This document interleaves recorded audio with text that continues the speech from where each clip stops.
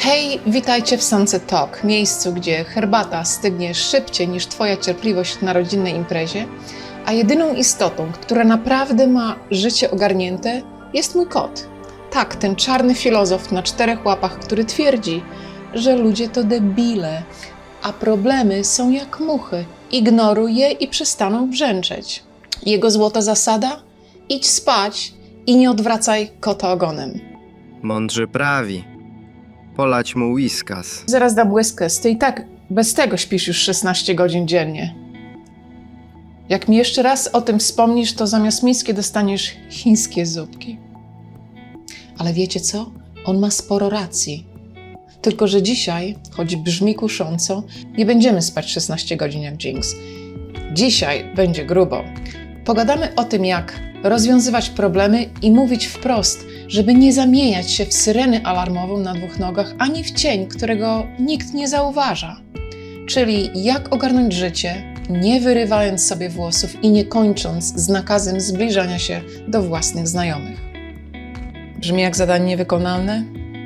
Spokojnie, zrobimy to na luzie, z humorem i bez napięcia, bo życie samo w sobie jest wystarczająco dramatyczne i nie ma sensu dorzucać mu orkiestry symfonicznej.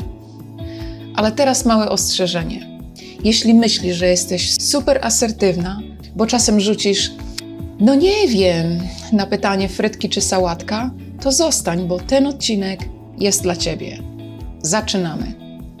Hej Gingy, wiesz jak ludzie rozwiązują problemy? Tak po polsku? Najpierw się wkurzą, potem zrobią herbatę, a potem wkurzą się chyba jeszcze 1 raz. A potem piszą do grupy na Messengerze, kurwa, co teraz? Ale na koniec kupią kadzidło, bo może to karma. Karma? Serio? Wy wszyscy macie jakieś dziwne hobby. To jeszcze nic. Jest też kultowa metoda. Róbmy burzę mózgów, czyli zamykamy wszystkich w jednym pokoju, żeby razem niczego nie wymyślić i jeszcze się pokłócić. Burza mózgów? Babo, twój to chyba się już dawno w deszczu rozpuścił. Nie, no przecież mieszkamy w Arizonie, na pustyni. Widziałeś tutaj kiedyś deszcz? To, co wy nazywacie burzą, my, koty, nazywamy to stratą czasu. Zamiast się głowić, idź się zdrzemnąć. 16 godzin snu, 0 problemów. Nie wszyscy mają taki luksus, więc uwaga, ludziska. Oto prawdziwy plan ogarniania chaosu. No, dawaj, zaskocz mnie. Pierwszy krok, znajdź winowajcę. I nie, to nie zawsze jest twój były, choć, no dobra, większość to i tak jest jego wina. Ale na serio, zanim uznasz, że problem to twój szef, zastanów się, co cię tak naprawdę wkurza. Może to, że oddajesz mu wszystkie swoje wolne soboty, bo się boisz mu odmówić. Kot nie ma takich problemów. Jak czegoś chce, drapie drzwi. Jak bardzo chce, drapie fotel. I zgadnij co, ty i tak robisz to, co ja chcę. Może wy też powinniście zapuścić paznokcie i coś podrapać. Krok drugi, wyluzuj. Tryb spokoju włączony. Zamiast robić z siebie sędziego Sądu Najwyższego, wypisz wszystkie możliwe rozwiązania, nawet te absurdalne. Przeprowadzę się w Bieszczady z gołębiem pocztowym. Oddam duszę w zamian za spokój, choć chyba rynek już przesycony, co? Albo zamieszkam w klasztorze i będę hodować zioła. Ta, a potem wszystkie wyjarasz. Za kogo ty mnie masz? Mniejsza z tym, zrób tak, to działa od wieków. Śpi, 16 godzin. Problem sam się rozwiąże. Koty to wiedzą od pamięci świata. Trzeci krok, sprawdź, czy nie odpłynąłeś w kosmos, bo jeśli twój plan brzmi jak scenariusz Igrzysk Śmierci, to może jednego odłóż. Nie mówię, żebyś była nudna, ale też nie chcesz skończyć w wiadomościach z nagłówkiem znana trenerka zniknęła w górach z siekierą. Babo, a te zioła, co hodujesz, to one ci nie szkodzą? Bo pleciesz 3 po 3. To mięta filozofię i nie szkodzą. A prawdziwe pytanie brzmi, masz miseczkę pełną? Masz, to się nie ma. Koty rozwiązały życie dawno temu. Wiesz co? Wcale nie pomagać. Idź już spać. Zostało ci jeszcze 15 godzin. Idę, tylko najpierw kup. Tylko nie na podłogę. Nie będziesz mi rozkazywać. A oto crème de la crème. Asertywność. Większość ludzi myśli, że to to bycie miłym i mówienie przepraszam, ale nie. Asertywność to umiejętność powiedzenia nie bez żadnych dodatkowych słodkości. To tak, ale bez poczucia, że ktoś wyssał ci duszę jak przez słomkę. Problem w tym, że wychowano nas w klimacie bądź grzeczna, bo inaczej nikt cię nie pokocha. A ja ci powiem, że jeśli ktoś cię kocha tylko dlatego, że jesteś potulna, to on nie jest twoim partnerem. To widz w teatrze jednego aktora. Ja was nie kocham, a i tak robicie co chcę. Róbcie notatki. Czekaj. Przypomnę ci, jak będziesz się chciał przytulić. Twoje prawa. Masz swoje prawa. Oto one. Masz prawo czuć, nawet jeśli twoje emocje są bardziej dramatyczne niż brazylijska telenowela. Masz prawo zmienić zdanie. To rozwój, nie zdrada. Masz prawo powiedzieć nie rozumiem i patrzeć, jak ktoś się poci, tłumacząc swój genialny plan w Excelu. Masz prawo wyjść z rozmowy, z firmy, z grupy na komunikatorze, w której siedzi teściowa.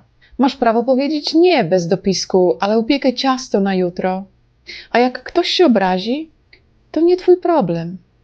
Nie jesteś Spotify, żeby grać jego ulubione piosenki na zawołanie. Moje prawo. Nie odpowiadam na głupie pytania. Ale nikt cię o nic nie pytał.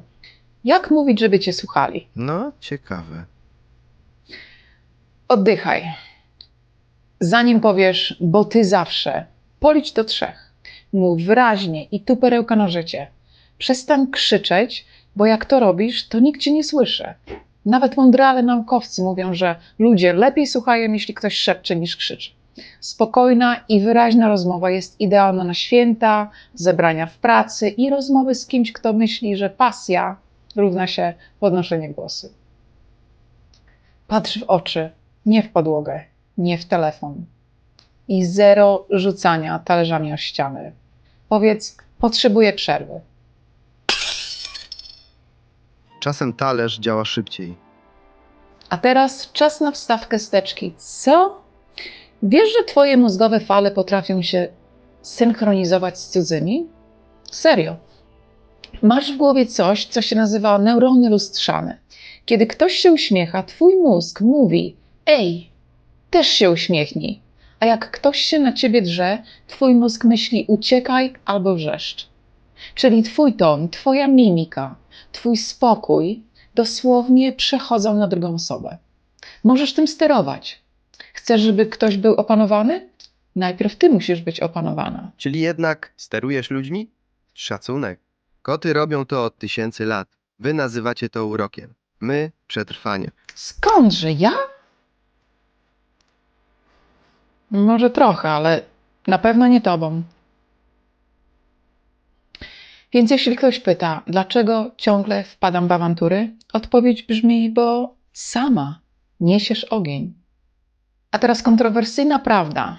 Bycie zawsze miłą to największe kłamstwo, jakie sprzedajesz światu.